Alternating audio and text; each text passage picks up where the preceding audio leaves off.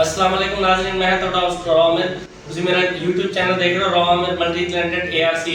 ਅੱਜ ਤੁਹਾਡੇ ਨਾਲ ਅਰਬੀ ਦੀ ਰੈਸਪੀ ਸ਼ੇਅਰ ਕਰਨ ਲੱਗੇ ਹਾਂ। बड़ी बेहतरीन सादा और ज़बरदस्त रेसिपी है, ट्राई करोगे इंशाल्लाह ताला मज़ा आएगा। एक दफ़ा लाजमी ट्राई करना और अच्छी लगे तो दोस्तों ने शेयर करना, लाइक करना और सारे चैनल को सब्सक्राइब करना। स्टार्ट करते हैं इंशाल्लाह ताला रेसिपी। अच्छा जी, अरबी वास्ते सब तो पहले 1 किलो असी लई अरबी स्लाइस से असी कट्टी है, तुसीं हुण गोल भी कट सकते हो, ऑप्शनल है। बड़े साइज़ का एक प्याज स्लाइस कटिया, 2 मीडियम साइज़ के टमाटर, 3 अदद सब्ज़ मिर्चा, लसन अदरक का पेस्ट 1 चम्मच, मसाला जा तो मुतारफ करा देने। अद्धा चम्मच लिया असी नमक का, क्योंकि अरबी नूं नमक ला के पहले धोता है असी, इस वास्ते अद्धा चम्मच नमक का, 1 चम्मच लाल मिर्च, आधी चम्मच हल्दी, 1 बड़ा चम्मच धनिया पाउडर, 1 दरमियाना चम्मच ज़ीरा पाउडर, आधा चम्मच वाइट मिर्च, 1 चम्मच चिकन पाउडर। ये टोटल मसाला जाते हैं, नोट कर लो। चलो जी शुरू करते हैं पकाना। मीडियम फ्लेम रहेगा साडा और असी ये अंदर आयल ऐड कर रहे हैं 100 ml। तुसी घी च भी बना सकते हो, ऑप्शनल है, असी इनू आयल च बना रहे हैं। तो फ्लेम का खास ख्याल रखना, फ्लेम इतने मीडियम रहना चाहिए थोड़ा, ज़्यादा हाई नहीं करना ताकि स्मैल ना आ जाए आयल की। और हुण देखो हल्का जिहा आयल गर्म हो गया है, ये अंदर प्याज ऐड करांगे असी।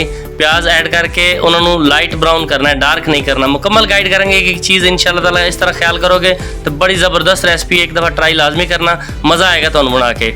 ये देखो प्याज ऐड कर दिते ने, अंदर इन्हां दी बुनाई करांगे असी 2-3 मिनट ओपन ही इस तरह, ढकांगे नहीं इन्होंने ताकि ज़्यादा डार्क नहीं हो जान। लाइट ब्राउन चाहिए ने सानू, इसलिए ये देख लो 3 मिनट हो गए ने तकरीबन। ये तुसीं दी लुक चेक कर सकते हो, लाइट ब्राउन तैयार ने प्याज साडे माशाल्लाह जी। हुण इहदे अंदर लहसुन अदरक का पेस्ट ऐड करांगे असी। लहसुन अदरक का पेस्ट ऐड करके तुसीं 2 मिनट लिए इन्हां दी फिर इनू फ्राई करना है मज़ीद, ताकि उहदा कच्चापन भी दूर हो जाए और लहसुन दी स्मैल खत्म हो जाए। अच्छी तरीके नाल इनू बुनाई हो जाएगी ना, जिस टाइम तक शिकायत नहीं रहेगी कि लहसुन की बाद टाइम स्मैल आती है। लोगों को शिकायत होती कि लहसुन की स्मैल रह जाती सालन के अंदर। इस चीज़ को तुसीं खास ख्याल करना है रेसिपी के अंदर, ताकि ज़बरदस्त रह जाए। 2 मिनट इनू लहसुन अदरक नूं असीं इहदे अंदर फ्राई किया। हुण इहदे अंदर जाणियां सब्ज़ मिर्चां जिहड़ियां कट्टियां रखियां असीं, है जी सब्ज़ मिर्च इहदे अंदर ऐड कर रहे हैं। इनू 1 मिनट लिए फ्राई करांगे। इस तो बाद ये अंदर अरबी ऐड करांगे असी, जी ऑलरेडी असी कट के धो के रखी हुई है और असी इनू नमक ला के धोया है। तुसी भी इनू नमक ला के ही धोना और अच्छी तरीके बाद वॉश करनी है। कुछ देर लिए नमक ला के रख दो तो लेस खत्म हो जाती है अरबी की, नहीं तो लेसदार अरबी बनती है, बड़ी बेकार जी लगती है। देखो बेहतरीन 3 मिनट 4 मिनट फ्राई करांगे इतने घी के अंदर। 3 मिनट हो गए ने सानू फ्राई करदे हैं, तुसी देख लो इनू बेहतरीन बन गई है।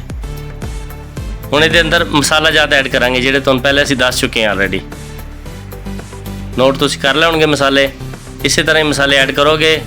मसाले ऐड करके इन्हूं अच्छी तरीके नाल मिक्स करना है और भुनाई होएगी मसालों की। एक खास ख्याल रखना है कि मसाले जल ना जाने इस टाइम पर, क्योंकि आयल होंदा गर्म मसाला जांदा ही जलना शुरू हो जाता है। थोड़ा जिहा पानी ऐड कर लोगे थे 1 कप तक, 1 कप तकरीबन पानी का ऐड करोगे, मसाला थोड़ा जलेगा नहीं और बड़ी अच्छी लुक बन जाएगी और अच्छी तरीके नाल अरबी नाल शामिल हो जाएगा। ये देखो बेहतरीन। इस टाइम 2 तो 3 मिनट मसाले की बुनाई होएगी अच्छी तरीके नाल मीडियम फ्लेम पे। हुण इहदे अंदर असी टमाटर ऐड करांगे चॉप किए हुए। ये देखो टमाटर का खास ख्याल करना है, चॉप करो तो बिल्कुल बरीक चॉप होने चाहिए ने, या ग्राइंड कर सकते हो तुसीं, ऑप्शनल है। ग्राइंड कर लो तो ज़्यादा सूट करेगा, लेकिन असी इनू चॉप करके पाया इहदे अंदर तो असी इनू मज़ीद गला लवांगे। टमाटर अंदर कच्चा नहीं रहना चाहिए, कच्चे का अजीब जहा जायका आएगा नहीं तो फिर रेसिपी के अंदर।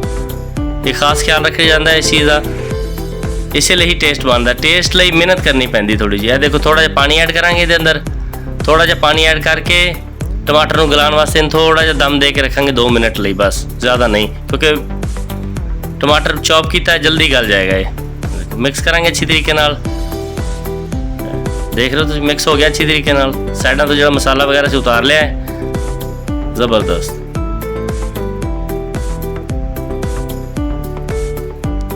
टमाटर की बुनाई हो रही है अच्छी तरीके नाल। हुण इनू कवर करांगे असीं।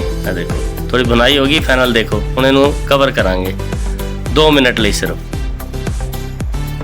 2 मिनट बाद तुसीं देख सकते हो लोके दी की बन गई है, किस तरह हो गया है। देखो टमाटर बिल्कुल गल गया, टेंडर हो गया, बस मिक्स हो गया मसाले से। ग्रेवी ताकि गाढ़ी गाढ़ी ग्रेवी बनेगी, बेहतरीन ग्रेवी वास्ते फार्मूला है। एक दफ़ा ट्राई लाजमी करना, बहुत प्यारी रेसिपी इंशाल्लाह ताला, बड़ा मज़ा आएगा तुहानू खा के। ए देखो जी दी फाइनल लुक चेक करो। वाह जी, घी अलहदा हो रहा है, देखो बुनाई होगी अरबी दी, बिल्कुल लेसदार नहीं अरबी, अलहदा अलहदा दाना एक नज़र आएगा तुहानू। देखो वाह जी वाह, और फ्लेम मीडियम ही रहेगा तुहाडा। देखो हम पानी ऐड करांगे अद्धा लीटर के अंदर। असी तुसी अगर ग्रेवी ज़्यादा रखना चाहो तो थोड़ा जिहा ऐड ज़्यादा भी कर सकते हो, लेकिन असी इन्हूं बिल्कुल घट ग्रेवी नाल बनावांगे। मसालादार ज़बरदस्त अरबी तैयार होएगी। ए देखो पानी ऐड करके चेक कर लेना है, अरबी बिल्कुल पानी के अंदर ना बराबर हो जाए पानी। ए देखो थोड़ा घट है तो इस वास्ते थोड़ा जिहा पानी होर ऐड कर लवांगे। ए देखो अद्धा लीटर पानी तकरीबन ऐड हो गया इसके अंदर।